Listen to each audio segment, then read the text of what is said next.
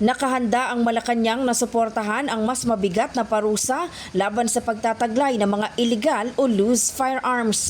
Sa ginanap na press briefing sa palasyo, itinuturing ng Malacanang na magandang mungkahi ang panukala ni DILG Secretary John Vic Rimulya na gawing non-bailable offense o walang piyansa ang paghawak ng unlicensed firearms para sa proteksyon ng publiko.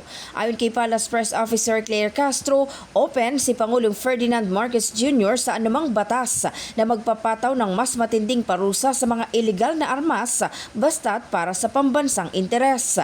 Gayunpaman, binigyang diin ng palasyo na kailangan munang suriin ng Pangulo ang mga probisyon na ihahain na bill sa legislative branch bago maglabas ng formal na posisyon. Sa totoo lang, kung ang tao naman ay maingat talaga na humawak ng kanyang mga baril, hindi maaaring magkaroon ng negligence nasasapit sa gintong mga klaseng pagkakataon or sitwasyon.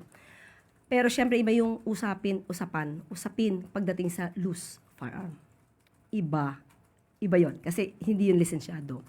So kung ano po talaga ang maaaring maging magandang batas para ito po ay mas mabigyan ng mas malaking parusa, ang Pangulo po ay open.